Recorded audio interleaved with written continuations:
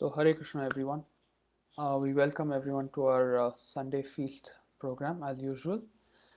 Today we are at the 10th session of our Teaching of Lord Chaitanya series with His Grace Navina Nirada Prabhu, who will be speaking in a few minutes, in about 15-20 minutes actually. So we have Radha Baba Mataji, wife of Adigadada Prabhu, who will be doing the Kirtan today. All of you are aware of the schedule. We'll have Prabhu's class question answer session, and then we will close with Narsama prayers. So Hare Krishna Mataji, over to you. Namo Vishnu Padaya Krishna Pristhaya Bhutale Srimate Bhaktivedanta Swami iti namine Namaste Saraswate Deve Gauravani Pracharine Nirvishesha Shunyavadi Paschatya Deshatarine Jaya Shri Krishna Chaitanya Prabhu Nityananda Shri Advaita Gadadhara Srivas Adi Gaur Bhakta Vrinda Hare Krishna Krishna Krishna Hare Hare Hare Rama Rama Rama Hare Hare.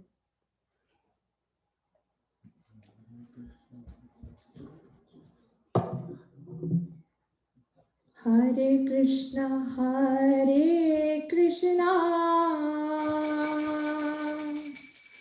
Krishna Krishna Hare Hare Hare Rama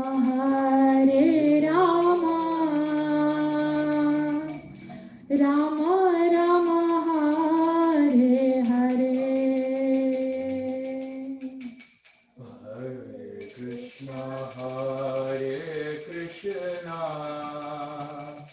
Krishna Krishna Krishna Hare Hare Hare Rama Rama Rama Hare Hare. Hare Krishna Krishna Krishna Hare Hare Hare Rama Rama Rama Hare Hare. Hare Krishna Krishna Krishna Hare Hare Hare Rama Rama Rama Hare Hare. Hare Krishna Krishna Krishna Hare Hare Hare Rama Rama Rama Hare Hare. Hare Krishna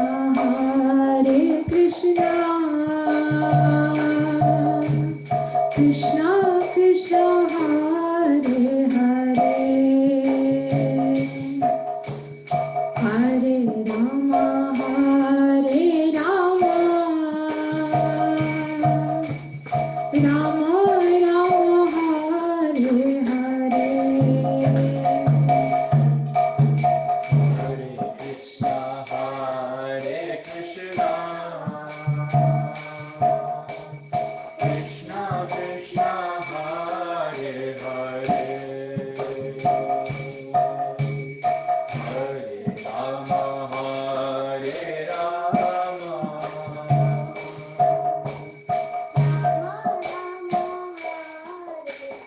Hare Rama Hare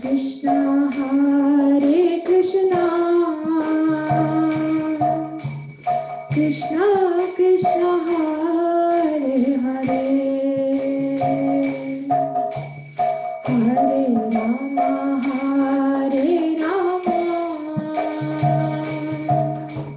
Rama Rama Rama Hare Hare. Hare Krishna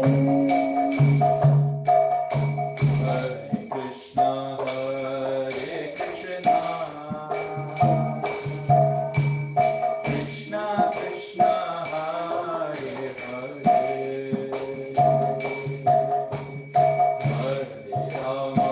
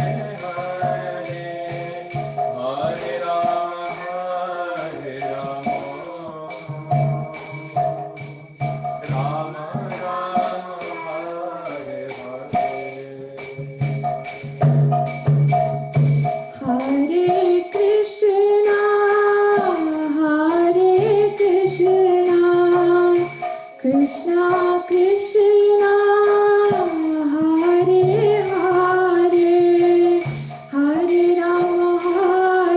Rama Rama Rama Hare Hare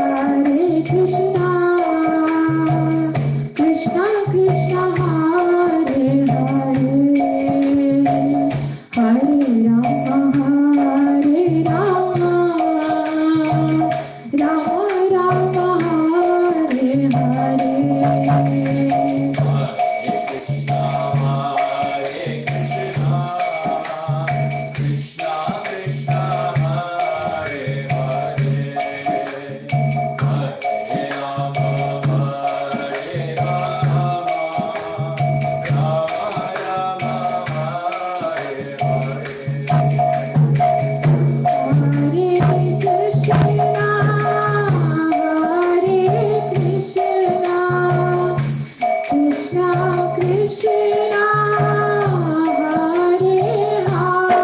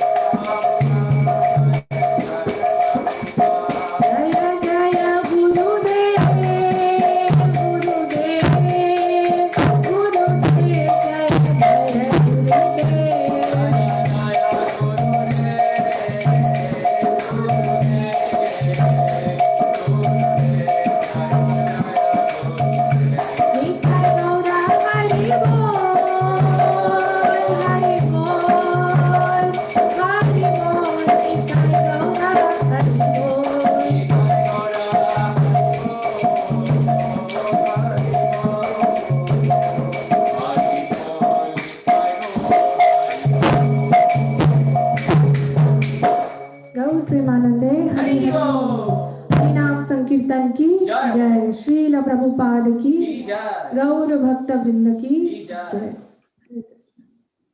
Hare Krishna. Thank you so much, Radha Mataji, and your wonderful family for such a beautiful kirtan and such a wonderful melody. It's always a pleasure to hear from you all. Hare Krishna. Once again, we'd like to welcome everyone on behalf of ISKCON Atlanta to our virtual Sunday program and part 10 of our series on the teachings of Lord Chaitanya. We are quite far into our series and we're not too far from Gaur Purnima. So we hope that you're all enjoying it and you all are as immersed as we are in the pastimes and glories of Lord Chaitanya. Before we move on to the next section of our program, which will be our class for today, I want to encourage everyone to please turn on your cameras so we can see you all, and it will also increase the mood of our program today. So if you're able to, please turn on your cameras. And also, after the class, we will be having a question and answer session. So during the class, make sure to write down your questions or send them in the chat box. And when it's question time at the end, we can ask our speaker those questions and he can answer them for you. And so for today, we are very honored to have a guest speaker in His Grace Navina Nirada Prabhu. Some might know him, some might not, so I'll give him a short introduction. His Grace Navina Nirada Prabhu is most known for his excellent book distribution skills, not just in the US, but all over the world. Prabhu joined ISKCON in 1984 in Zurich, Switzerland, and he is a disciple of His Holiness Radhanath Swami. Prabhu has traveled the world almost a dozen times in his role as book distribution minister for ISKCON, and he has also built and now directs the Vaishnava Academy. He currently oversees a nice center in San Francisco and is known for his wonderful guidance and his amazing classes. And without further ado, I'd like to hand over to him. And thank you so much, Prabhu, for being here and giving us your association here in ISKCON of Atlanta. Hare Krishna. Hare Krishna, Kartik Prabhu, and Hare Krishna to everybody. Thank you for inviting me to your Sunday Feast program. Om Agyanatimirandasya Gyananjana Shalakaya Chakshurunmilitam Jena Tasmai Sri Gurave Namaha Sri Chaitanya Manobhistam Stapitam Yena Bhutale Swayam Rupa Gadamayam Dadhati Svapadantikam Jaya Sri Krishna Chaitanya Prabhu Nityananda Sri Advaita Gadadhar Shivasari Gaura Bhakta Vrinda Hare Krishna Krishna Krishna Hare Hare Hare Rama Rama Rama Hare Hare Mukam Karoti Vachalam Pangum Langayate Girim Yat Kripadamaham Vande Sri Guru Dinataranam Paramananda Bharavam Sri Chaitanya Ishwaram Vanchakalpatarubhyascha Kripasindubhya evacha Patitanam Pavanebhyo Vaishnavebhyo Namo Namaha Jai Jai Sri Chaitanya Jai Nityananda Jai Dvaita Chandra Jai Gaur Bhakta Vrinda Jai Jai Sri Chaitanya Jai Nityananda Jai Advaita Chandra Jai Gaur Bhakta Vrinda Jai Jai Sri Chaitanya Jai Nityananda Jai Advaita Chandra Jai Gaur Bhakta Vrinda. Hare Krishna. So, the topic at hand is the teachings of Lord Chaitanya. Srila Prabhupada wrote this book before he wrote Chaitanya Charitamrita. And he has summarized the 5 main instructions that Chaitanya Mahaprabhu gave to different people.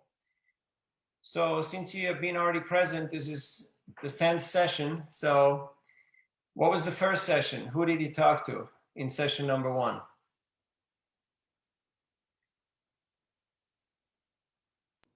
Sanatan Goswami. Nope. Sorry.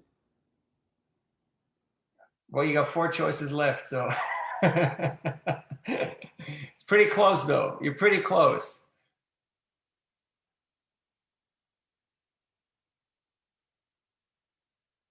Anyone else? Rupa Shiksha. So first he spoke to Rupa Goswami.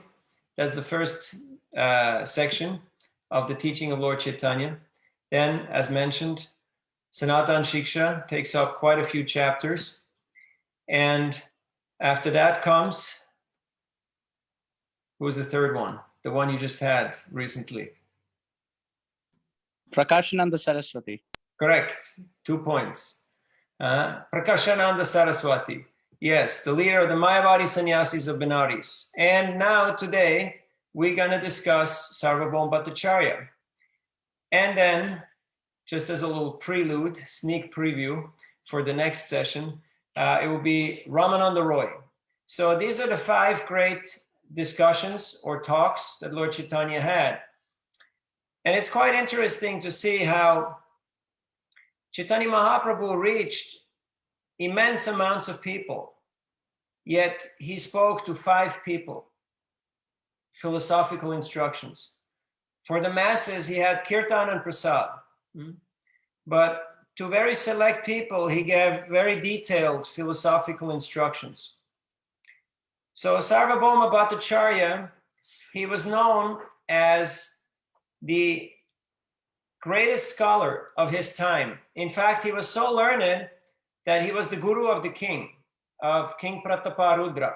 If you want to be the guru of the king, you have to know your stuff, because otherwise it's not going to make it. It's not going to do well. So Sārvabhauma, he knew all the scriptures so well that not only the king was his student, but the sannyasis who were there in Puri, they were his students. He himself was a grihasta, but he was so highly learned and educated that he would instruct everybody. So we know the story from Chaitanya Charitamrita, how he encountered Chaitanya Mahaprabhu, this young sannyasi, who came to the Jagannath temple, and he swooned in seeing the darshan of Lord Jagannath and fell in ecstasy. And Sārvabhauma had him brought to his own home, and he examined him to see whether this was just some other pretender, some other sentimentalist, some other fake, like he had seen so many, or whether this was actually a genuine display of devotional ecstasy. So he concluded that this person was genuine. He put a little cotton swab to his nostrils, and he saw that he was very slightly moving. There was no breath coming from the mouth, but very, very fine, a little bit of movement from the nostrils. And so by his studying the different symptoms, he could understand that this person was really in ecstasy. So he had him in his home till the devotees arrived, and through their kirtan, their congregational chanting, they brought Chaitanya Mahaprabhu back to consciousness, to external awareness. And Mahaprabhu, immediately he folded his palms, and very humbly he thanked Sārvabhauma for his hospitality and for taking care of him. And Sārvabhauma immediately offered to instruct him, because he saw that this person is a sannyasi, but he's very young and he's very beautiful. Mahaprabhu is just 24 years old. So he said, I have to instruct you in the Vedanta Sutra, because otherwise it would be very difficult for you to keep your vows of celibacy. So Mahaprabhu, he took the humble role, and he sat as the student. And Sārvabhauma was explaining the Vedanta philosophy to him for 7 days. Now, I don't know any of you who've ever sat for 7 days listening to one person. Sometimes we have a hard time listening for 7 minutes, right? I mean, we keep on checking and seeing, are people still with us, or have they moved on to do other things? Because zoom in, zoom out. People are zoomed in and zoned out. They're a little, we get a little Zoom tired after a while, right? Like today is my 3rd class. And I have to be quite frank, I may not be 100%, but if you pray for me and you work with me, I'm sure we can get a couple of points out of this discussion. So for 7 days, Mahaprabhu sat and he listened to Sārvabhauma explain Vedanta Sutra. Now, Sārvabhauma Bhaṭṭācārya, he was a Mayavadi, which means he was an impersonalist. He was expounding on the Shariraka Bhashya, the commentary of Shankaracharya, the impersonal Mayavada understanding of the Vedanta Sutra. And Mahaprabhu just sat and listened and just smiled and just took it. And after 7 days, Bhaṭṭācārya asked him, so you have not said anything for 7 days. Do you understand what I'm talking about? Are you with me? So Mahaprabhu said, yes, I understand the Vedanta Sutra very clearly, because it is as clear as the midday sun in the sky. But your explanations are like a big cloud that are just covering that sun. So the Bhaṭṭācārya was a little startled. He was a little shocked by that response. It came as a surprise to him. But because his heart had been touched by the humility, the attentive listening, and the kind demeanor of this young sannyasi, so he responded and said, well, if you think you understand the Vedanta Sutra, then why don't you explain it to me? Which is exactly what Lord Chaitanya did. And he explained to him the Vedanta Sutra the way it was to be understood. And he explained all the details of how the living entity, although being qualitatively of the same nature as the Supreme Lord, is quantitatively different, and thus in a different category than the Supreme Lord. The living entity, the jiva, because of its minute nature, can fall under illusion, under maya, and identify with the modes of material nature through the ahankar principle, the false ego, starts identifying that I'm of this nationality, I'm of this occupation, I'm of this education or social stratosphere. And thus it becomes captured in its situation, and it acts in a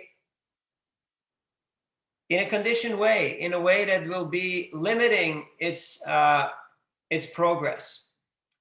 And he gave many examples. He gave many examples. Now, Sārvabhauma Bhaṭṭācārya, he was the preeminent scholar of his time. He did not just accept what Chaitanya Mahaprabhu told him, but he put up a good fight. They had a good debate. Because in those days, the main sport was debate. Now, people have sports competition. Back in those days, they had debate competitions. That was the topmost competition, a philosophical debate, a challenge on the basis of Shastra.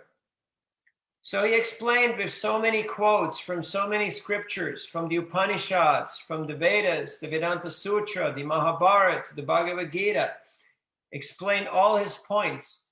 And he, like in chess, you know, any of you who are chess players, you will know, if you block an opponent in all his moves, and then at some point the person cannot move anymore, then it's chessmate. So that's exactly what happened. He cornered the Bhaṭṭācārya, but he did it in such a gentle, in such a kind, and in such an elegant way that Sārvabhauma could not but appreciate. And he actually admitted defeat because he was the preeminent scholar and most learned person of his time. So he could actually recognize what was happening. And as he accepted defeat, he took shelter of Chaitanya Mahaprabhu and he asked him to instruct him, which is what Chaitanya Mahaprabhu did. So in these 3 chapters that we're covering today, the first one is the Bhaṭṭācārya meets Chaitanya Mahaprabhu and they start their interaction. Then they discuss impersonalism versus personalism, which is a big topic in and of itself. You can speak about that for days and weeks and months. And then the third chapter is Sārvabhauma Bhaṭṭācārya becomes a devotee. And I'd like to spend more time on that topic. So when Sārvabhauma Bhaṭṭācārya surrendered and he started accepting Mahaprabhu as his, not just as his teacher, but he saw that the sannyasi is no one else but Narayan, the Supreme Lord. Chaitanya Mahaprabhu, he actually embraced him and he manifested to him his sadbuj, his form as Krishna playing a flute, as Lord Ramachandra, and as Chaitanya Mahaprabhu. And the Bhattacharya became so ecstatic that he just fainted in ecstasy. So Mahaprabhu touched him again to bring him back to consciousness. And then with the same mouth that the Bhattacharya had criticized and kind of derided Chaitanya Mahaprabhu, he started glorifying him. And he started composing beautiful prayers that are written down, the prayers of Sārvabhauma Bhaṭṭācārya. Vairagya Vidya Nicha Bhakti Yoga Shiksharta Meka Purusha Purana Shri Krishna Chaitanya Shariradhari Kripam Buddhiryaствamaham Prapadye. So he gave his beautiful rendition, and he's just composed out of his mind 100 prayers, just like that. And he's glorifying Chaitanya Mahaprabhu as the one who has given the essence of all the Vedic scriptures. Vairagya Vidya Nicha Bhakti Yoga, detachment through this wisdom of devotional service. Shiksharta Meka Purusha Purana, this is the true meaning and essence of all the Vedas and all the Puranas. Shri Krishna Chaitanya Shariradhari, Kripam Buddhiryaствamaham Prapadye, is the most merciful, the most magnanimous, the most benevolent personality. So in this way, he was glorifying Chaitanya Mahaprabhu. And then he asked Chaitanya Mahaprabhu to explain to him the Atmarama verse. Atmaramas chamunayo nirgrantamapik urukrame kurvanti mahaitu kim bhaktim itvam bhuta gunohari, which is a very, very famous verse from Srimad Bhagavatam, explaining about the qualities and the characteristics of an Atmarama. Atmarama is a self-realized, self-satisfied person. You may have heard of the term santusht, right? Santusht. Somebody who's satisfied, who is happy in themselves. Because, why? Not just because they're humble or they're just modest, but because they're actually Krishna conscious. They're actually aware of Krishna, the presence of Krishna in their own hearts and in all situations. So Chaitanya Mahaprabhu explained to him the Atmarama verse in many, many different ways, taking each and every word, giving its meaning. And in this way, the Sārvabhauma Bhaṭṭācārya was mesmerized to see how this explanation is way above and beyond anything that he had ever heard before. So he became ecstatic just by hearing this explanation of this verse. And later on, he became a devotee of Chaitanya Mahaprabhu. So he became part of the inner circle. He was always there with Mahaprabhu. And one time, Chaitanya Mahaprabhu went to the temple of Lord Jagannath early in the morning for Mangalarti. And after the Mangalarti was offered, he brought some Mahaprasad from Lord Jagannath. And he rushed to the residence of Sārvabhauma. And Sārvabhauma had just woken up and he had not yet taken his bath. He was still on his bed.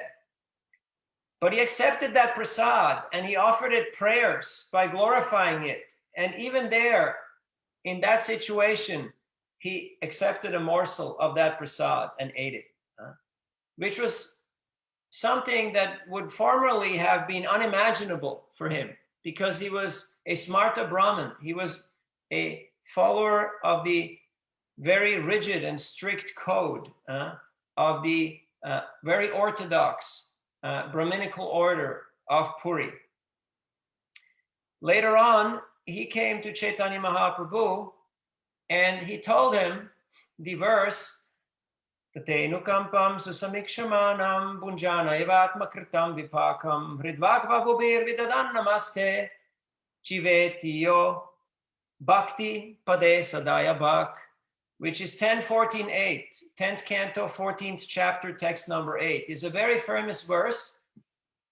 And Chaitanya Mahaprabhu immediately pointed out that, Sārvabhauma, what are you doing? You changed one word, mukti to bhakti. You can't do that. You cannot change the Bhagavatam.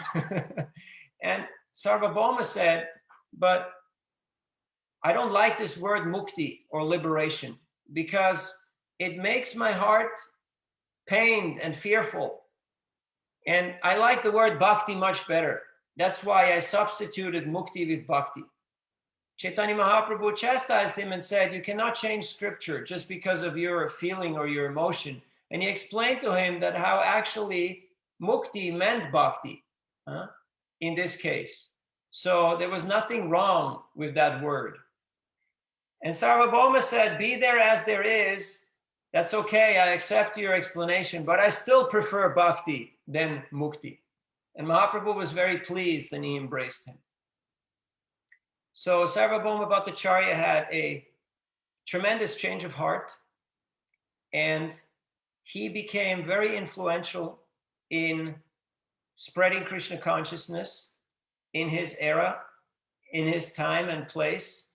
So this discussion is being explained in the teachings of Lord Chaitanya as it is given in the Sri Chaitanya Charitamrita. There are many more beautiful pastimes of Sārvabhauma Bhaṭṭācārya in regards to Lord Chaitanya, especially as he is inviting him to his home and feeding him prasadam and serving him with his wife.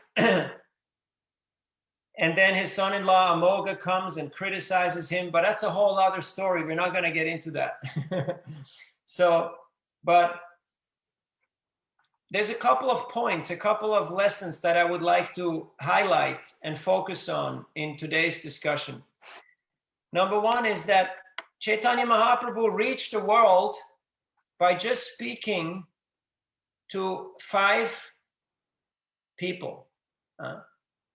Which means you don't have to speak to millions. You don't have to speak to 5,000 people. You can focus on 5 people and you give them thorough instructions. You choose the 5 most qualified people and you build them up and give them so much attention and guidance that they can actually have impact and make a tremendous difference. In this way, in former times, one headmaster of a school could actually teach thousands of disciples. Just like Sandipani Muni, he had, as far as I've heard, 17,000 disciples. How was that possible? There was just Sandipani Muni and his wife. Because his elder students were teaching the younger students, and those younger students were teaching the juniors, and the juniors were teaching the new arrivals. And in this way, they could be thousands with just one teacher. Which again brings us to the principle of Sankirtan, Samyak Kirtan, or the congregational chanting of Hare Krishna that Mahaprabhu inaugurated and that he established as the Yuga Dharma. If we learn the art of cooperating and working together in a well-orchestrated and well-organized effort, we can reach the world, even though there may be only few of us. Another lesson that I would like to highlight is that Chaitanya Mahaprabhu spoke philosophy to the topmost, to the most intelligent people of his time. He talked to Rupa and Sanatan, who were the home and finance minister. He talked to Prakashananda Saraswati, who was the leader of the Mayavadi sannyasis. He talked to Sārvabhauma Bhaṭṭācārya, who was the preeminent scholar and guru of the king. And he talked to Ramananda Roy, who was the king's right-hand man and assistant and very highly elevated devotee. So sometimes this tendency is there that we're not comfortable in talking to people who are more educated or more advanced or more socially in a social position above us. And thus, it's easier to talk down to people who are not on our level. But then if this tendency continues, then at the end, it will be very difficult to reach people of class, to reach the elite. Srila Prabhupada made it very clear that he expected the members of this ISKCON movement to talk to the educated classes. He always said, go to the universities, go to the colleges. These are the future leaders of our society. Speak to the leaders of state, to the leaders of industry and commerce. These are the influential people who can actually have impact. And Chaitanya Mahaprabhu, by his own example, he taught us this, that he spent most of his time instructing higher class people, and with the common masses, he held kirtan and he had wide distribution of prasad. And in this way, he reached everybody. So this should inspire us in our outreach so that we are not limiting ourselves just by what is convenient or what is most expedient or successful from an external point of view. Because if you have people who are looking for handouts, it's very easy to give them things. But if you're talking to people who supposedly think they have everything, it makes it a little more difficult to approach them and to connect with them. Then another lesson that we can extract is that if we want to reach people, we have to learn the art of listening, to listen to them. And by listening to them attentively, you can actually attract their attention. Have you ever had somebody who gave you undivided attention, who just listened to you without distraction, without judgment, without interruption, who was just fully there for you?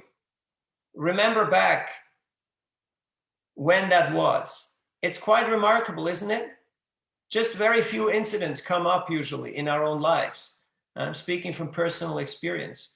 But when we've experienced that, those people have a special place in our heart, and they captured our heart. They captivated our attention. Why? Because they gave us the greatest gift, undivided attention. So if we want to have impact, we have to learn this art of giving people undivided attention. Now, how do we do that? Hare Krishna, Krishna Krishna, Hare Hare, Hare Ram, Ram Ram, Hare Hare. If we practice inspirational sadhana and give Krishna our undivided attention in chanting the holy names on a daily basis, then we will learn this art. It will come natural that we can also pay attention when we interact with the public. And he took the humble role. He was not putting himself above Sārvabhauma, but he actually took the humble role because Sārvabhauma was the most learned person. He was the most respected teacher of his time. So Mahaprabhu naturally followed the protocol. He obliged, he captivated Sārvabhauma's attention, and it worked. Also, Lord Chaitanya, he took sannyas in the Shankar Sampradaya, which at that time had pretty much the monopoly on sannyas in India. So he did what was the most common and the most accepted form of sannyas or renunciation in order to reach the people of his time.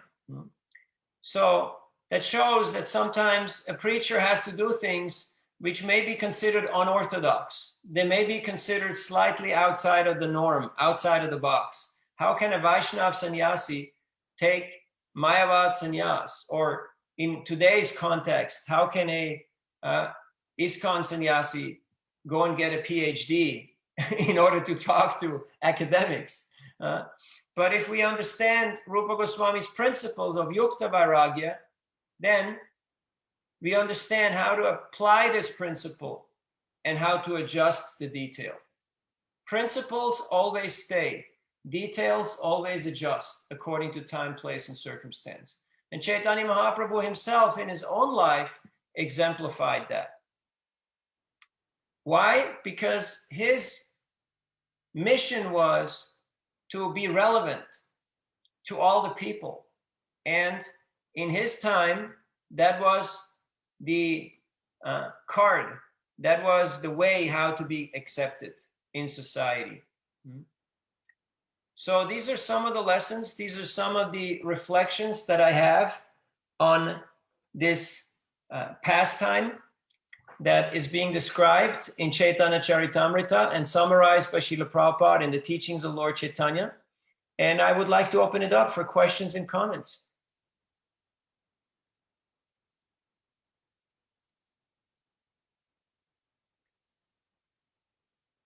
You can write in the chat or you can just unmute yourself. Prabhu, we have one question. Yes. Says, outreach and preaching can sometimes be difficult and also lack the support needed. Are there any tips that you can give us to improve outreach and preaching efforts? Yes, thank you. When you reach out, you will notice that there's always tension. There's always tension. But tension does not necessarily have to be a bad thing. Just like this body works because there is tension.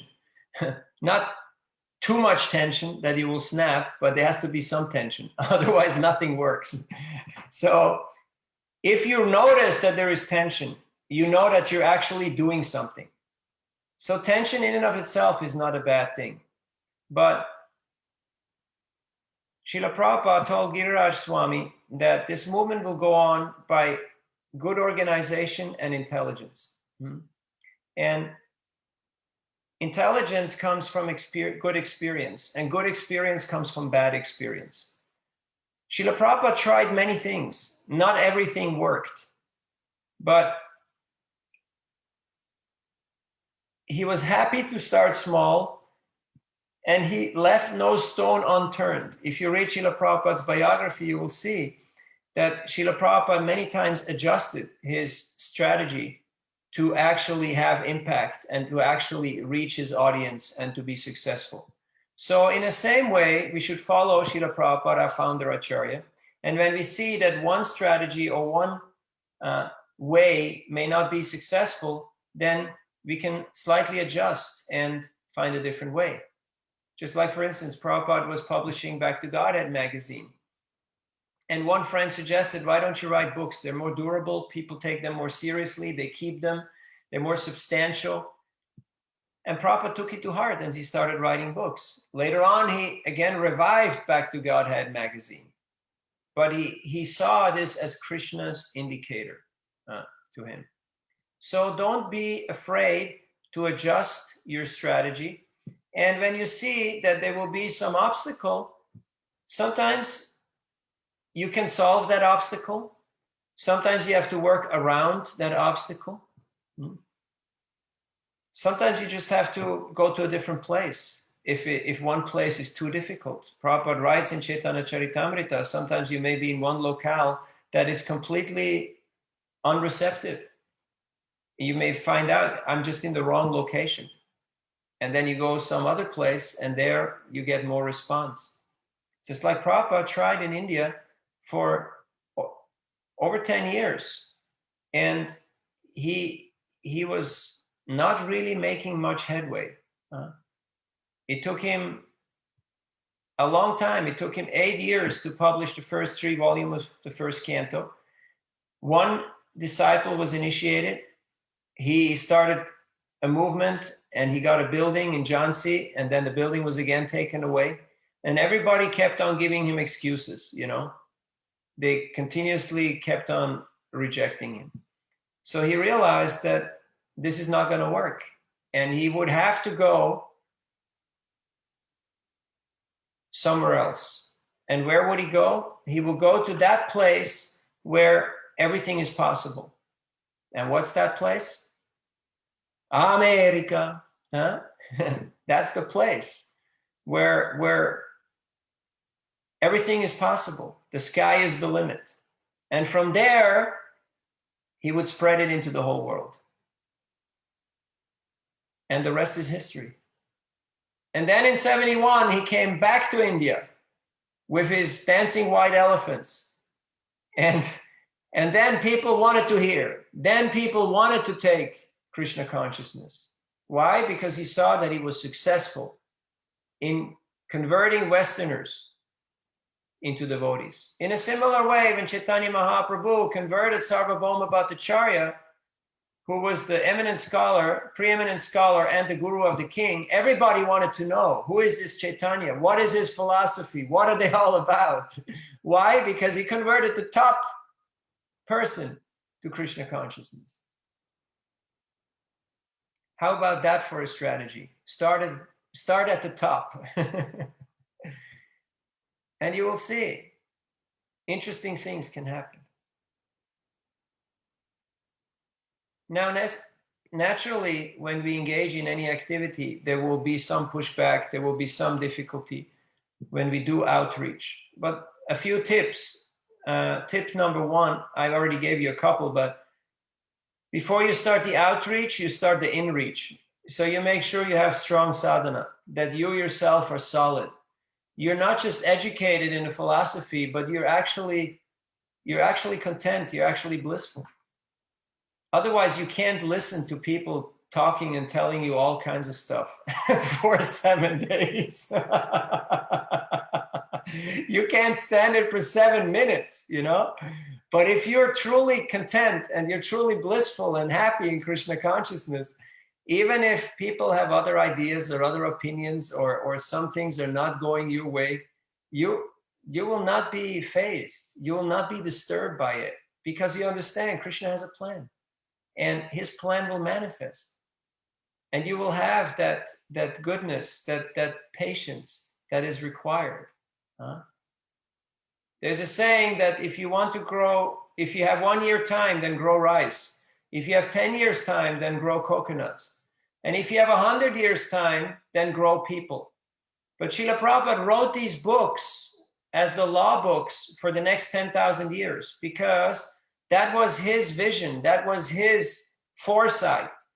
The Native Americans have a saying, 7 generations, that anything that you do, you should contemplate for 7 generations. What will be the impact of my action on the next 7 generations?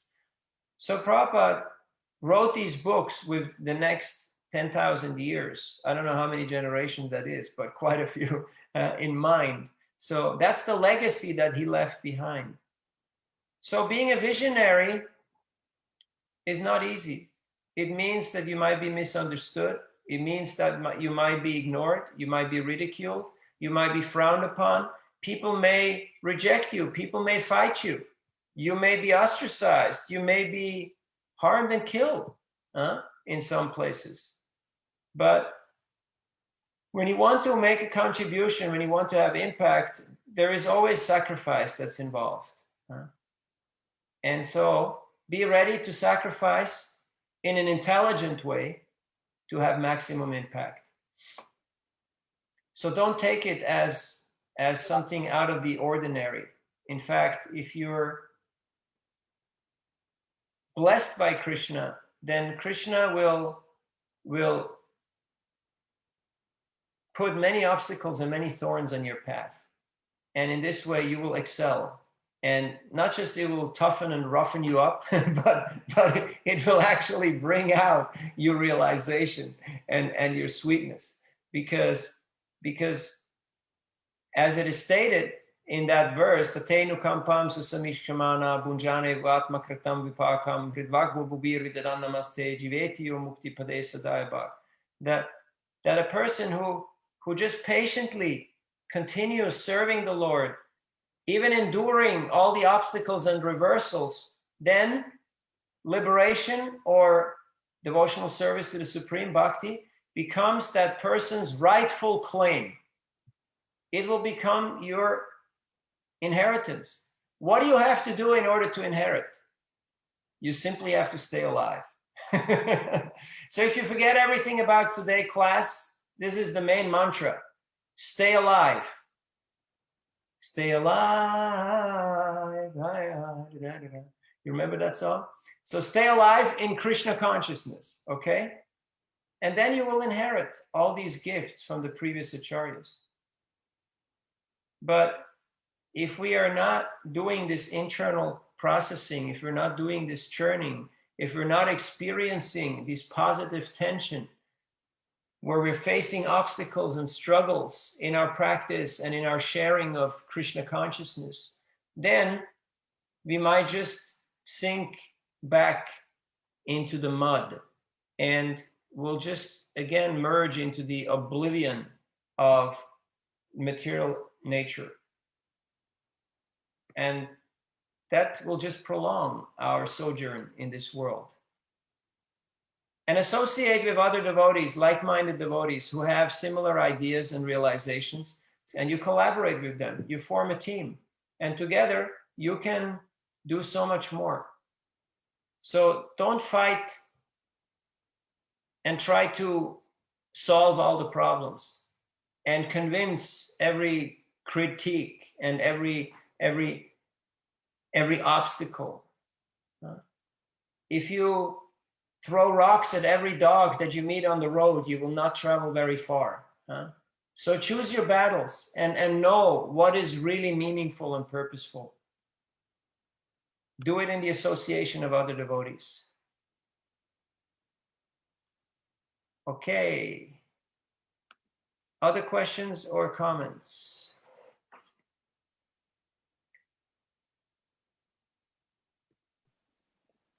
Hare Krishna Prabhu. I just posted an anonymous question in the group chat. Okay, Anonymous is asking, you mentioned how it is important to listen to others in order to improve our preaching, but we often find in the ISKCON community that the most devotees are trying to jump the gun and speak as opposed to listen. And those who do are few and far between. You mentioned japa. Are there some other practical ways to improve this wherever we are, if that culture doesn't exist already? By Anonymous. So in the 9 processes of devotional service, the first one is work with me, people. Shravanam. Shravanam means hearing. So naturally, hearing comes first. Srila Prabhupada was noticed by his Gurudev, Srila Bhaktisiddhanta Saraswati Thakur, and he got the compliment. His Guru told that he's very good in listening. That's why he will be very good in speaking. If we have not heard from the right source for a very long time, then what is the quality of our preaching? What are we going to speak about? Just what goes on in our own head, or what we heard in the news, or we read somewhere else? So input versus output. The quality of our hearing determines the quality of our preaching. That's why sometimes we see, especially in India, people may dress up as professional Bhagavatam reciters or as professional kirtaniyas, and they may look really fancy. They may have all the moves and they may do all the different emotions, but you don't really feel much impact on the heart. Why?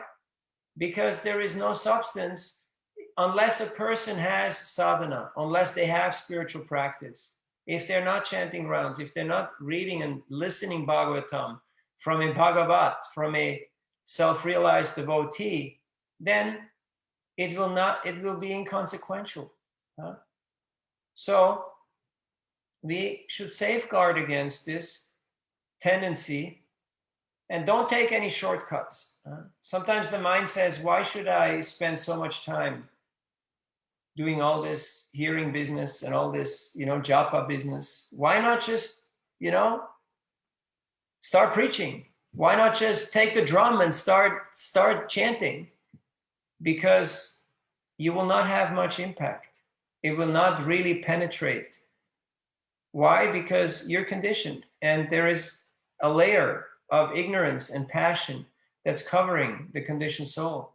And unless we uncover those layers and we purely hear, then our chanting will not have much effect. In fact, Srila Prabhupada noticed that when he came to America, he said there was something like, I don't know if it was 300 or 600 editions of the Bhagavad Gita, but not a single devotee of Krishna. And I always thought it's amusing. It's quite an achievement. You know, how can you have 300 editions of the Bhagavad Gita and not one devotee of Krishna? It's quite an achievement. But when Prabhupada published Bhagavad Gita as it is, even though it came out as an abridged version under a different publishing house, Macmillan, because BBT had not yet been established, but still so many people became devotees. They came forward and they wanted to surrender their lives. Why? Because there was purity in the chanting, because there was purity in the hearing. Srila Prabhupada wrote the introduction to the Bhagavad Gita simply recording himself talking to the four walls. There was nobody else there except his dictaphone. Nowadays, a lot of people are very concerned how many likes, how many clicks, how many viewers, how many people are there. Prabhupada spoke to the four walls. He was up every night alone with his dictaphone, translating 6 pages of Bhagavatam. But because his hearing was pure, so his preaching was also pure, and thus he reached the world. Why? Because so many people came and they gave their lives and they started taking up the mission and they made it their life's mission to share these teachings with others. A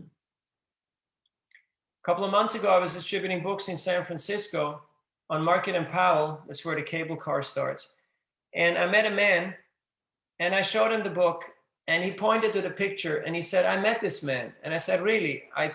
That will be difficult because he passed away in 1977. He said, no, I'm from New York.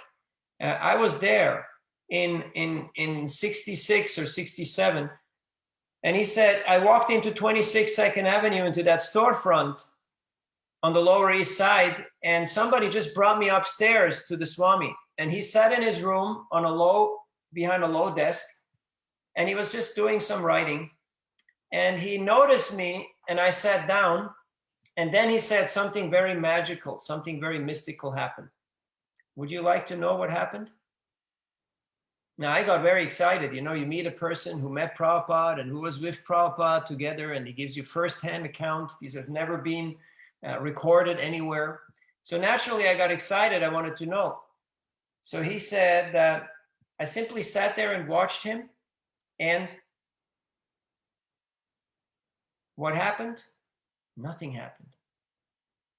Because he knew that I knew that he knew. And nothing was said. And he said for 40 minutes, he just sat there. And then Prabhupada motioned to one of his servants and he got some fruit and he left. And he said it was perfect because he knew that I knew that he knew that we are both, one. Everything is just spiritual and there was no need for any talk, and he left. And I was mesmerized. Now, if you don't understand this kind of thought, you have not lived in the 60s. But I was mesmerized because this man had the opportunity to ask questions, to hear from Prabhupada's lotus mouth directly. But because he was not ready to hear, Prabhupada did not speak to him. And he had to wait for 50 years before he could get a book. And now he's got the chance to hear Prabhupada if he actually opens the book and reads. So, in the purport to the verse 10:10, Tesham satati yuktanam bhajatam pritipurvakam dadami buddhi yogam tam yena mam upayanti te, Srila Prabhupada says something very beautiful. He says that you may be practicing spiritual life, you may even be in a spiritual organization, but you may still not understand. But if you're sincere and you endeavor sincerely with devotion, then Krishna, the Lord in your heart, will guide you and will give you all the direction and guidance that you need in order to come back to him. So in regards to your question about establishing a culture starts out as a practice. You do something, you do it regularly, it becomes a habit. You do it regularly, it becomes your lifestyle. And then after a while, others catch on, it can become a culture. But it takes time to establish that culture. So don't wait for others to do that, but we should know what is the proper course of action. And attentive listening, it makes a tremendous difference. I remember most of my teachers, there were very, very intense moments when they just gave me that exclusive attention, where I felt that nothing in the world mattered to them except me, my well-being, and they only had my benefit at heart. And that truly stuck. That made it memorable. And that made all their words of wisdom and all their instructions stick to me, that I can remember them to this day. Just like one time at Govardhan, Burijan Prabhu was walking with me from Govardhan Palace to his little dwelling, his humble residence behind Govardhan Palace. And he said, Navina, there's something that I wanted to tell you for the past 2 years. Now, if some teacher tells you there's something that they wanted to tell you for 2 years, you start paying attention, right? That's a good strategy. Hey, Steve, how are you doing there? How is the snow in Colorado? There's something I wanted to tell you for the past 2 years. Okay, would you like to know what it is? I'd love to. That catches your attention, right? If you can sit on something for 2 years, that means you're really a deliberate, you're really a deep, you're really a very wise person. So he said, because we discussed so many topics every time we met, and he exactly remembered what we discussed, what was the outcome, what was the conclusion, photographic memory.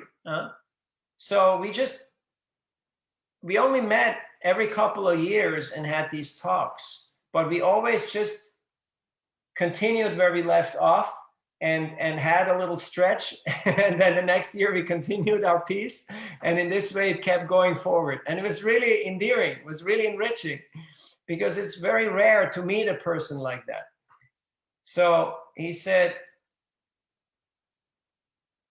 no need to get into all the other personal things and details, but he said, in short, now is the most important time of your life. Invest in yourself. This is foundational. Always remember 3 things. Who am I? And then he answered his own question. I'm a servant.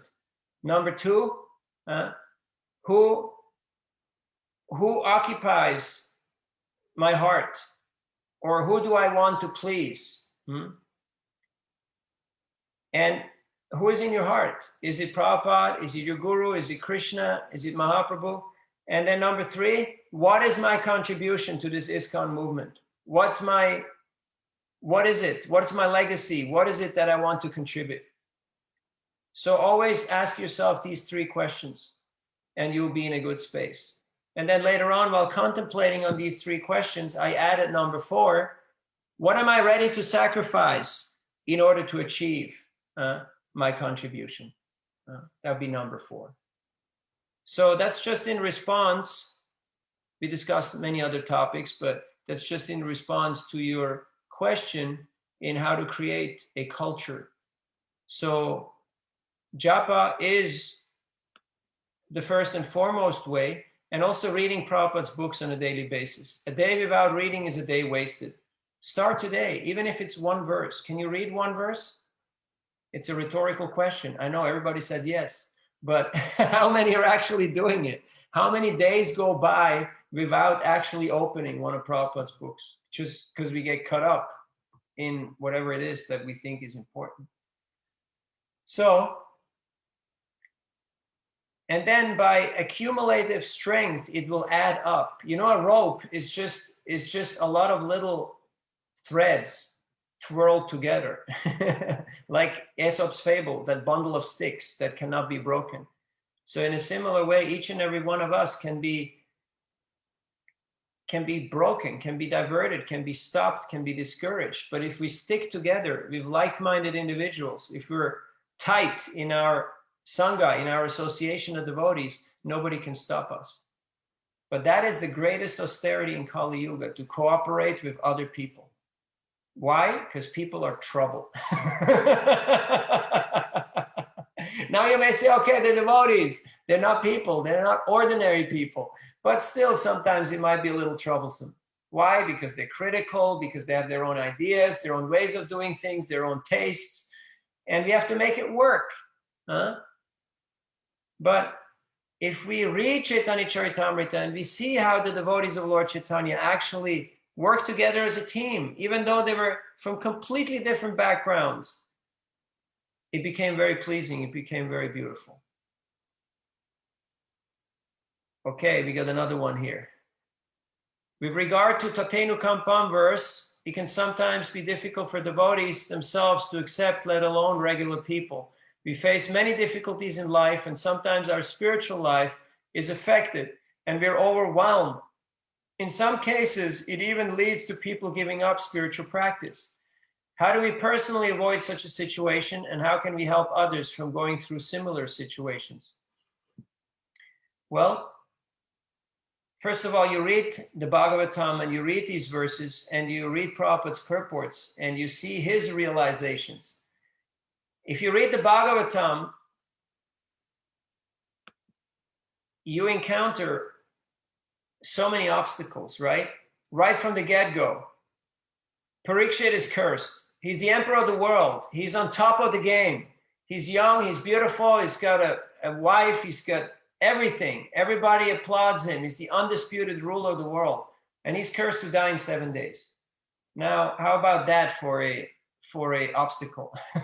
That's pretty tough difficulty, right? Now what to do? What did he do? So you study that situation. Then the Pandavas, so many obstacles.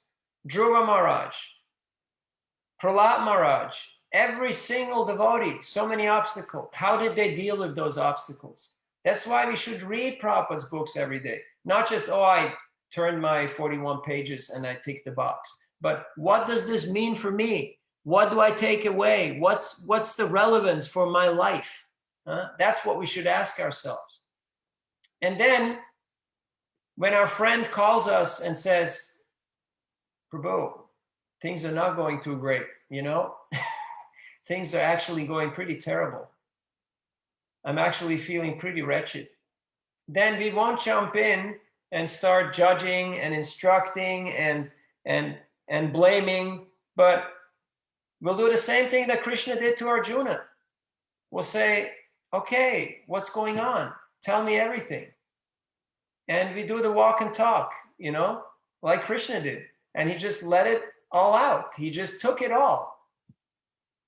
And then he smiled. And then a beautiful discussion started. So that's why we should read the Gita. That's why we should read the Bhagavatam. So not be so quick on the draw and immediately be trigger happy and fire away with, you know, whatever solution our mind tells us. But first, hear the other person out. Many times people are not ready to hear solutions. They're still shocked. They're still in trauma. If a person is in trauma, they first need to get a grip. They first have to come to the point of coming to terms with their situation. They're hurting so bad, they first need somebody who has empathy, who can just grieve with them. Just like when Vidura again brought up the topic of the destruction of the Yadu dynasty, it was not for historical reasons, it was for psychological reasons. He was grieving. It was part of his venting, part of his coming to terms with the situation.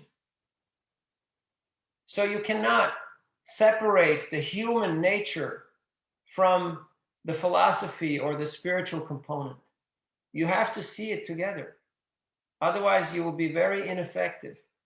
And in your own life, you may become slightly detached from your reality. Like I go up to people and I ask them, how do you feel right now? And believe it or not, about a third of the people say, I don't know. And I say, what do you mean, I don't know? Do you want me to hit you? I mean, you don't know how you feel right now. That's a scary thing, isn't it? If somebody tells you, I don't know how I feel right now. That means they're so out of touch with their own emotion. They're so desensitized.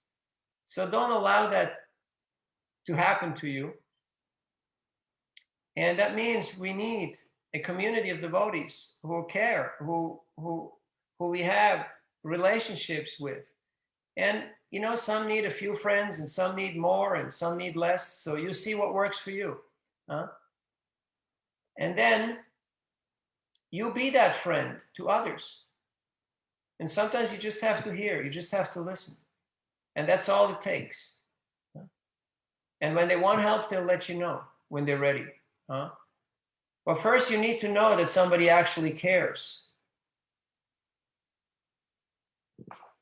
And usually when devotees get together and they hear and chant, then in that association, Krishna manifests.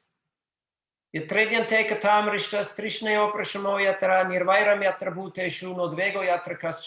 the devotees get together and hear the Bhagavatam, hear about Krishna, there's no fear, no anxiety, no envy, no jealousy. All these qualities go away, at least while they're hearing the Bhagavatam. So that's why it's so important we have these gatherings where we discuss these topics, so that at least for some short time we get some clarity. You know, the clouds move away and we see the sun and we go like, wow, the sun is out there. It's not just bleak. It's not just all bad. Huh? That's why it's important that we have these experiences. So these are some reflections, some things that each and every one of us can do. And then, according to your capacity, make yourself available to others. Each one teach one. And you take care of 10 people. Each and every one of you, I see here we got 22 people. So each of you 20, you take care of 10 people. And each one of those will take care of 10 people. I guarantee you, this will be an avalanche. This will be a tsunami of Krishna consciousness. 10 people. Okay, somebody drops off. They go off the radar. You know, they just flatline. They block you. They don't want to be in touch with you. Fine, you add another one. But you can stay in touch with 10 people. Do you know that one person can actually not interact with more than a certain amount of people? You can only know like 150 people. After that, it becomes blur. It just becomes, you know, abstract. So one strength is to know one's weakness. Be aware of your weakness. Like Chaitanya Mahaprabhu, when Prakashananda, when Sārvabhauma and Prakashananda, they both criticized him and said, why are you chanting and dancing? Why are you not studying Vedanta? He gave the very simple answer. He said, my guru told me I'm a fool, that I should not study Vedanta. I should simply chant Hare Krishna. So I'm simply following the instructions of my Gurudev. And they had to accept that because that's the Vedic system. When your guru tells you something, you have to do that. So don't get into arguments. Take the humble role. Say, oh, my dear sir, I'm not so intelligent. I can see you're very learned, you're very educated. Why don't you come on Sunday? And there's some people who you would like to meet and discuss with, because I'm a newcomer, or I'm not so knowledgeable in this philosophy, or I'm not from a scientific background. So take the humble role and see it actually works. People will actually feel attracted. They will feel endeared. Even in the great country where everybody tries to be somebody and tries to impress others by their great achievements and credentials, still people have that notion, because Krishna is in the heart of every living entity. When they see there is some sincerity, some genuine humility, not just as a matter of speech or as a platitude, as some PR stint, but actually genuine, sincere humility and empathy. This is the language that will actually reach everyone's heart.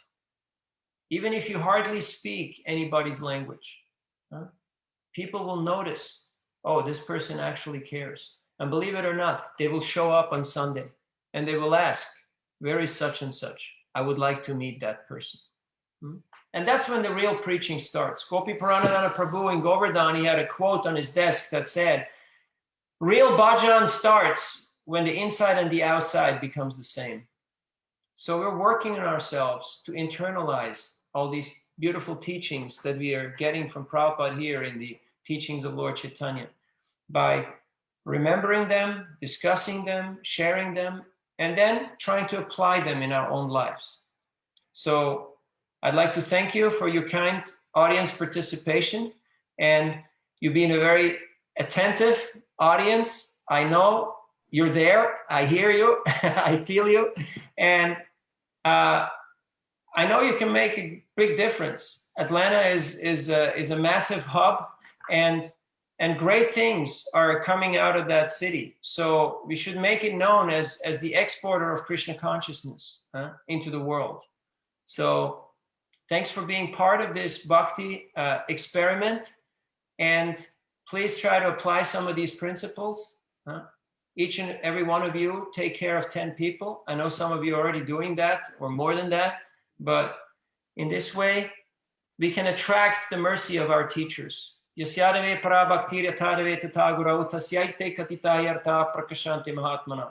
you please Guru, then all the meanings, all the teachings, all the imports of the Vedic scriptures will become revealed in your heart. The zip file will unzip in your heart and everything will manifest. How about that? That would be pretty nice, wouldn't it? Doesn't mean you don't have to do Bhakti Shastri and Bhakti Vaibhava and Bhakti Vedanta, but it means that you can actually connect the dots. You can actually get the full picture, the real impact. Just like Sārvabhauma, when Mahaprabhu manifested himself to him, he was totally blown away. He just rolled over backwards. He just went into ecstasy. So a similar thing can happen to each and every one of us. When we are actually experiencing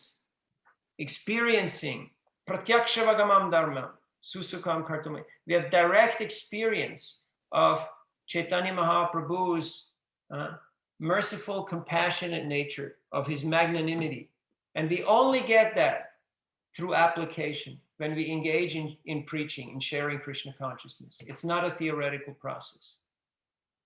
So it's 6 o'clock. And I think I've reached and exceeded my limit for today, because the birds can only fly as high and as long as they can. So thank you again for having me in your Sangha, and looking forward to hear of all the great exploits there in the Atlanta community.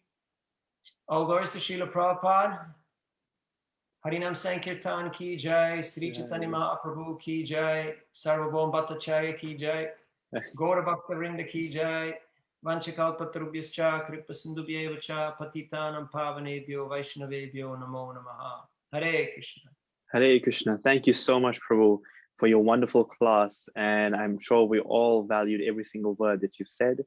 And on behalf of our temple president, His Grace Vedasa Prabhu, who unfortunately can't be here today, given some family emergency, I'd like to thank you so much for attending our Sunday Feast program today and also speaking so nicely. We hope we can have you on again soon, or maybe even come in person. We value that very much. Thank you for your kindness. You've got a lot of things going there for you. Magnificent temple and deities, wonderful community. You got the student outreach is happening. You got the brahmacharis who are distributing tons of books. So there's a lot of momentum happening. So I hope we can somehow fit the pieces together and find the common ground, so that things will actually very powerfully manifest and develop. And Shastri Prabhu is also there.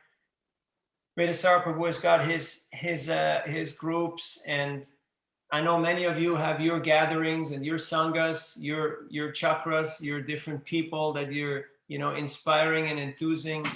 So it's very wonderful to see how this is actually taking place. Just like His Holiness Gopal Krishna Maharaj, there's 17 temples in Delhi now. You want to know how Delhi started? Prabhupada was on his way in 71. I spoke about that. No, Prabhupada brought the Westerners to India. You remember in my talk? So there's just a small group, maybe 30 of them. So they were all in a train going through Delhi. And one life member came onto the train and he told Prabhupada, why don't you make a center in Delhi? It's the capital and we have nothing here. So Prabhupada just looked around the train compartment and he said, you, and you, get your bag and get off the train. So he just kicked 5 people off the train. And he handed them 50 rupees as a loan, not as a donation. He said, you can start a center here. You imagine you travel with your guru and he just kicks you off the train and says, go open a center. Now you may smile because you're sitting in your apartment and everything's cozy, but when it happens, and I guarantee you it will happen, you better be ready for that moment. So right now we're just preparing ourselves. But it happened. Why? Because Prabhupada had the vision and the devotees put in the effort. And then so many came later on and they worked hard and things just grew. So that means being a gardener. It means you go into your garden on a daily basis. The shadow of the gardener is the best fertilizer for the plants.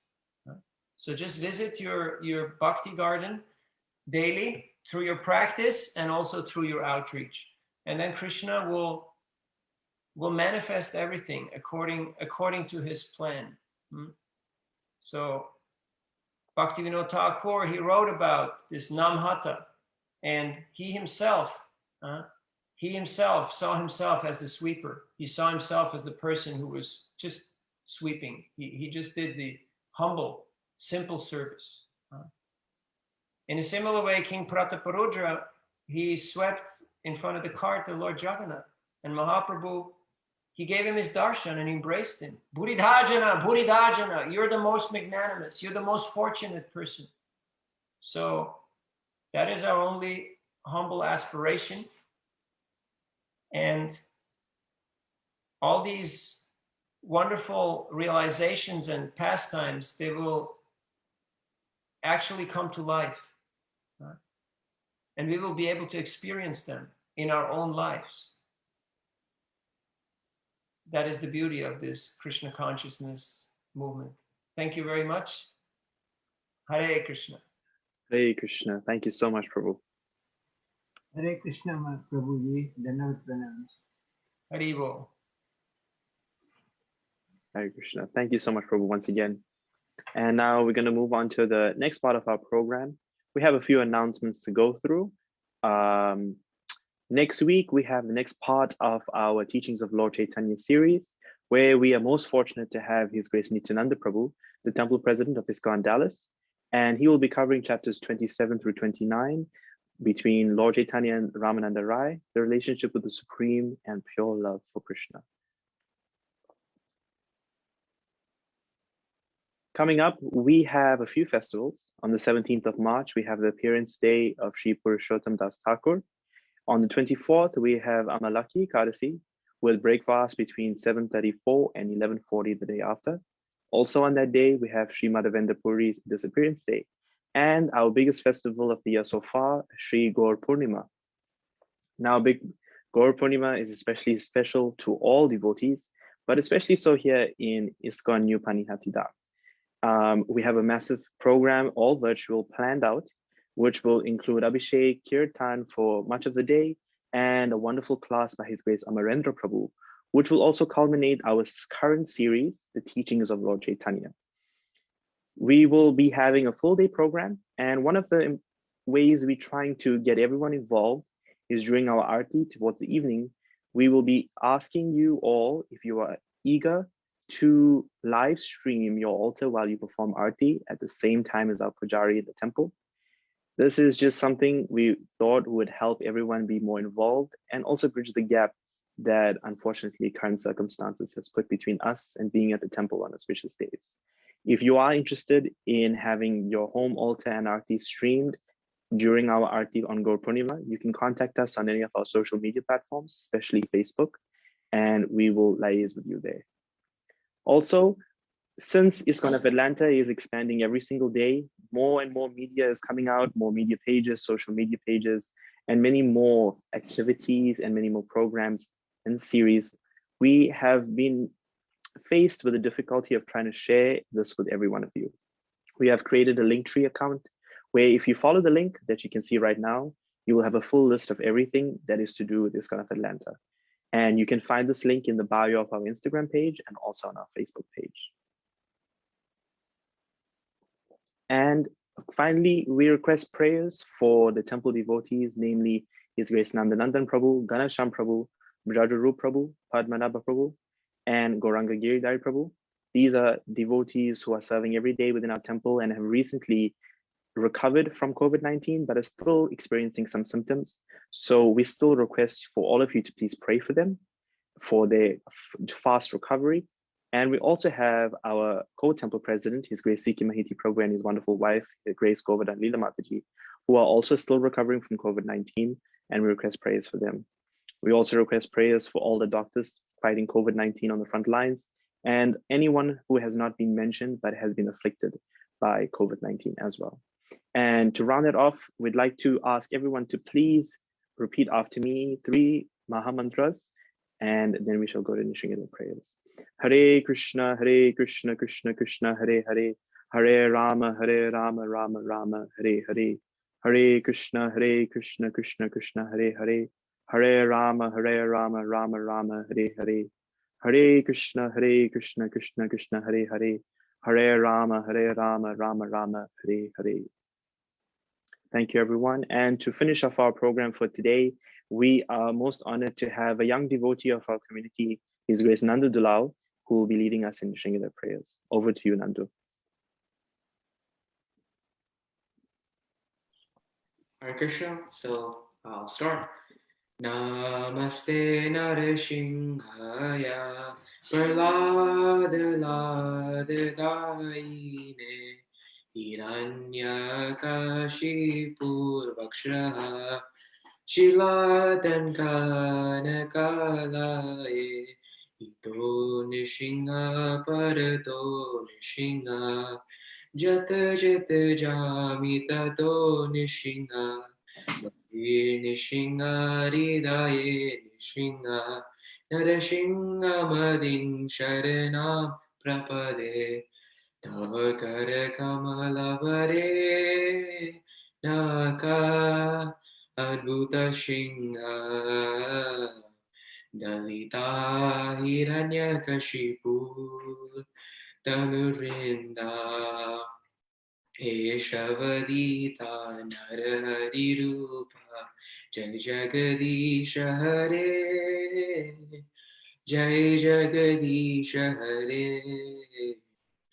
Jai Jagadisha Hare Jaya Nishingadev Nishingadev Nishingadev Jaya Nishingadev Jaya Prahlad Maharaj Prahlad Maharaj Prahlad Maharaj Jaya Prahlad Maharaj Jaya Jaya Prabhupada Prabhupada Prabhupada Jaya Jaya Prabhupada Jaya Jaya Gurudev Gurudev Gurudev Jaya Jaya Gurudev Nitai Gaur Hari Bol Hari Bol Hari Bol Nitai Gaur Hari Bol.